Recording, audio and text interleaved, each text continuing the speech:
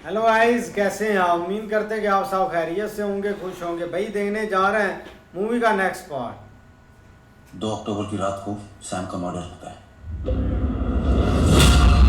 3 अक्टूबर की सुबह विजय घर लौटता है और सैम की गाड़ी को क्वारी में ढकेल देता है। इसके बाद विजय अपनी कहानी को स्पॉट करने के लिए नकली एविडेंस बनाना शुरू करता है।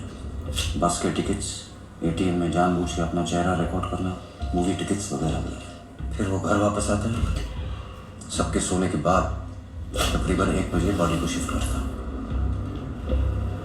विजय 4:30 बजे तक घर वापस आ गया होगा, क्योंकि सुबह 5:30 बजे की बस से वो सब पैंजिम गए थे। इस 3.5 घंटे की विंडो में 2 घंटे लाश को निकालने और अच्छे से दफनाने में गए होंगे। बचे 1.5 घंटे आने जाने के, which means उसने लाश को अपने घर के 45 किलोमीटर रेडियस में ही कहीं दफनाया होगा। हमने फॉरेस्ट इलाका और विजय के गोडाउन को खोद के चेक किया था, लेकिन कुछ नहीं मिला। Which brings me to my final point. Accurate location जानने के लिए एग्जैक्ट टाइम और रूट दोनों का पता लगाना बहुत जरूरी है। उस रात को जो भी उस एरिया में काम कर रहे थे, सबसे पूछताछ करो। ये न्यूज़पेपर वाले, दूध वाले सब सुबह 3-4 बजे काम पे लग जाते हैं। किसी ने तो देखा होगा उसे। सर, लोग कोऑपरेट तो कर रहे हैं, लेकिन अभी तक कोई इम्पोर्टेंट इंफॉर्मेशन नहीं आती। एक काम करो, ये खबर फैला दो कि जो भी पुलिस को इस केस से जुड़ी नई इन्फॉर्मेशन देगा उसे पुलिस 5 लाख का इनाम देगी। ये सरकारी पैसा है, 5 लाख ऐसे ही दे देंगे तो किसने बोला 5 लाख देने के लिए? बाकी तुम समझदार हो। समझ गया सर। पुलिस वालों ने किसी को क्या देना है, लेकिन वो बंदा अदालत में आकर बताएगा। मिंदुर जोर ला, नहीं याद आ रहा है सर। कितने लड़के काम पे तेरे पास? एक ही लड़का है सर। तो फिर याद नहीं आ रहे तो? हाँ? याद आ रहा तो मुझे बताना। ये बेईमान है। और एक काम कर, 2 लीटर तू और 2 किलो पनीर भेज देना घर पे, भिजवा दूंगा सर। सर, 3 अक्टूबर को विजय के घर के पास लड्डू गार भी डलहौसी क्लब में एनुअल फंक्शन था, जिसमें रात के 12 बजे तक तू मकाना का नाम का कोकनी ड्रामा चला था। उसे देखने 60 लोग गए। उन 60 में से एक विजय का पड़ोसी है। आज ही जाके उससे पूछताछ करें। लेकिन सर वो यकीन के साथ कुछ नहीं कह सकता। मतलब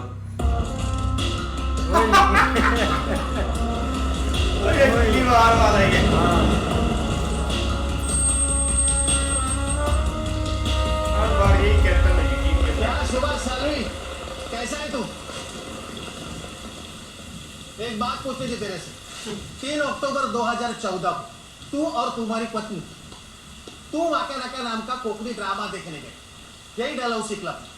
गया तो था, लेकिन तारीख वही थी, वो मैं यकीन से नहीं गया। से शुरू हो गया है?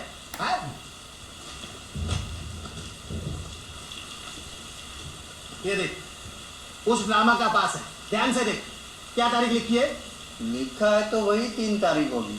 तो ड्रामा देखने के बाद तुम लोग जब घर लौट रहे तो तुम लोगों ने विजय सालगांवकर को अपने गाड़ी में बैठते हुए कहीं जाते हुए देखा था क्या?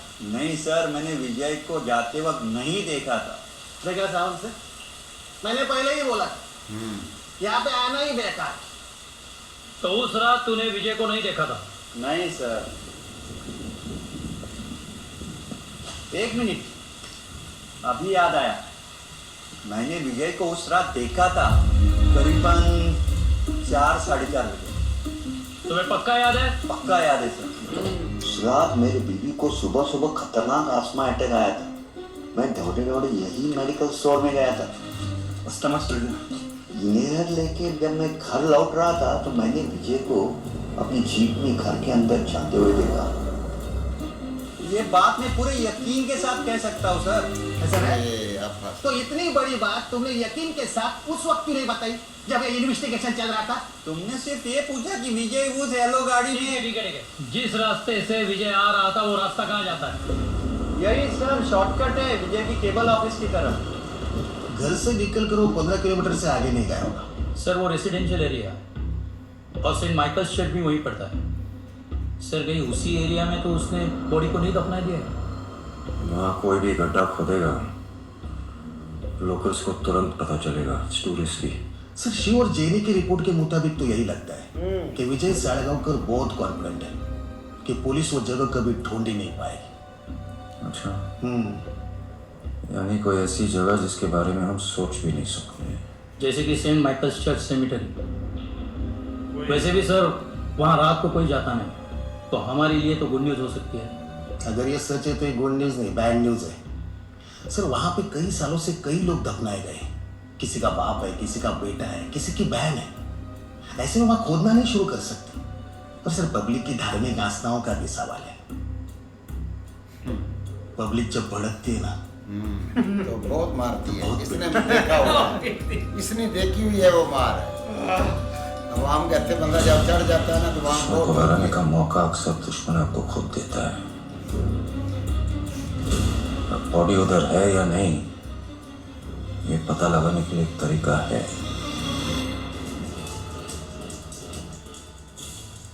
अनु मैं पढ़ रही हूँ, टीवी बंद करना। वॉल्यूम तो कम करते हैं। तू अंदर जाके पढ़ना। अरे तू मामा देखो ना, अनु को इरिटेट कर रही है।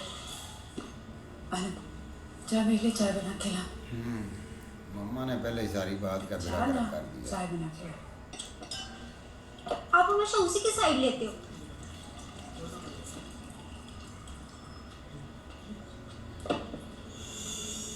मामा पानी तक तो ठीक था, लेकिन चाय ज़्यादा एक्सपेक्ट नहीं कर लिया आपने। ऐसे मैं बना दूँ? नहीं बना रही।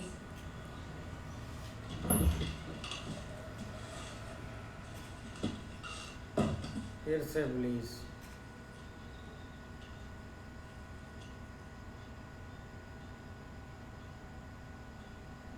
मम्मा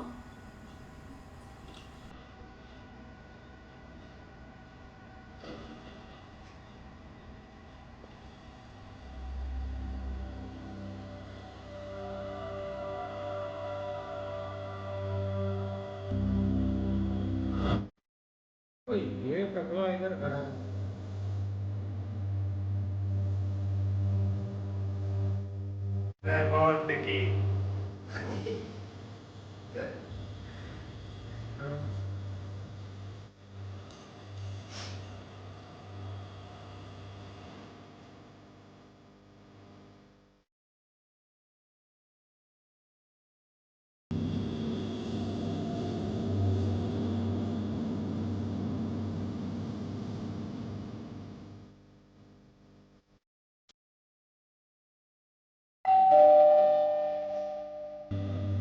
दरवाजा खोलो। ऐसा है। सरगांवकर जी नमस्ते। तरुण लाल, इंस्पेक्टर जनरल गोवा पुलिस।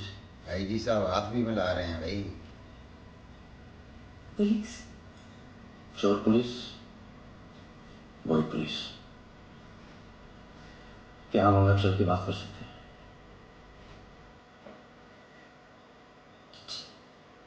आओ।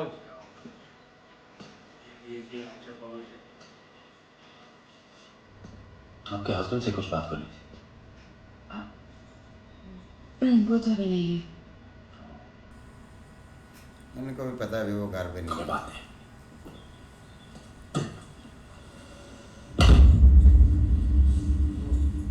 मैं यही इनका इंतजार कर लेता हूँ। आओ। क्या बात है। नमस्ते। ये आईजी है ना भाई। आपका गार्डन काफी इंटरेस्टिंग है। अच्छा, देख के कुछ याद आ गया। गार्डन देखने आए हैं। सर कुछ प्रॉब्लम है? यही तो प्रॉब्लम है कि हमें देखते ही पब्लिक को लगता है कि कोई प्रॉब्लम है, जबकि सच तो ये है कि पुलिस हर वक्त हर पल आपकी सेवा में मौजूद है। मम्मा पहले हाँ तेरे लिए तो मिनिस्टर लगा हुआ है इन पे। तेरे लिए है भाई। ये पुलिस वाले नहीं छोड़ते, मुफ्त का माल है। 2 चम्मच।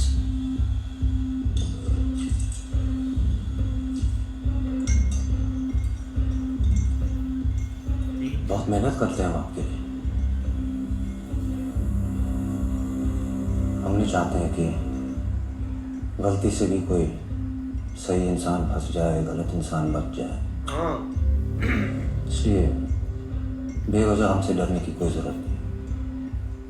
डरने की कोई जरूरत नहीं है। ऐसा ही है यार, दोनों तरफ से ना एक बहुत शांति से चीज़ें चल रही हैं, लेकिन अब यही है बात है कि भाई विजय को कुछ इधर ना करना चाहिए, नहीं तो ये सारे सबूत भी ढूंढ लेंगे। सबूत भाई आप देखोगे वो सिर्फ ना इनको देखने आया है कि इनको डर लगता है कि नहीं। बाकी भाई जब उसने पुलिस का बताया ना कि मैं पुलिस मजहबी पुलिस में हूँ, तो तब भाई वो देखने वाला था उनका मुंह, वो ना बहुत घबरा गई थी। बाकी अब सारे घबराए हुए हैं। ये बंदा मुझे खतरनाक लग रहा है, ये बंदा मुझे लगता है कि इनको ना पकड़ लेगा। भाई विजय सर तो आजकल भाई शराब में डूबा हुआ है, उसको भाई घर की जो फिक्र है ना वो बहुत कम होने लगी है। लेकिन भाई इधर उनके जो अपना घर वाले हैं वो बहुत परेशान है। जब भी वो पुलिस वालों को देखते हैं तो भाई उनका जो है ना बुरा हाल हो जाता है जब वो पुलिस वालों को देखते हैं। लेकिन ये चीज़ है कि उधर भाई पुलिस जो है ना वो अब इनके पीछे पागलों की तरह लगी हुई है और वो सबूत इकट्ठे कर रही है। लेकिन भाई एक जो अभी उन्होंने बोला है कि भाई आप इश्तिहार दे दो कि 5 लाख रुपया उसको देंगे जिसने भाई विजय को देखा होगा। तो वो एक बंदा ही है भाई, वो उसको पैसों की ज़रूरत भी है। अगर उसके हाथ वो इश्तिहार लग गया तो वो तो भाई ज़रूर इनकी मदद करेगा। लेकिन भाई तावड़े ने बोला कि हम 5 लाख देंगे कहाँ से, तो भाई आईजी साहब ने बोला 5 लाख पुलिस थोड़ा देगी। पुलिस तो भाई सिर्फ ऐसी बातें करती है। इस तरह भाई मसला बहुत ख़राब हो गया। जैसे ही भाई पुलिस वाला आया गया तो वो भाई फैमिली जो है ना वो परेशान हो गई है कि ये फिर हमारे घर पुलिस वाले आएंगे। लेकिन परेशानी भाई बनती है जैसे भाई पीछे उनके साथ अपना टॉर्चर किया गया या मारा गया उनको, तो वैसे भाई पहले वो परेशान है कि हमारे साथ फिर ना वही काम शुरू हो जाए। नहीं बिल्कुल ऐसे ही है, सही बात है भाई। आप विजय को ज़रूर थोड़ा सा ना इस चीज़ के ऊपर फोकस करना चाहिए या फैमिली को बताना चाहिए कि भाई आगे ये मामला अब दोबारा स्टार्ट हो जाए। खैर पहले पुलिस आई नहीं थी, वो और मसले चल रहे थे, लेकिन अब भाई डायरेक्ट वो घर पहुंचा। जैसे ही वो घर आएगा तो भाई वो ज़रूर बताएंगे। लेकिन ये बंदे का थोड़ा सा चाल चलन जो है ना वो ख़राब ही है। ऐसे ही है, देखते हैं नेक्स्ट पार्ट में। तब तक के लिए गुड बाय, टेक।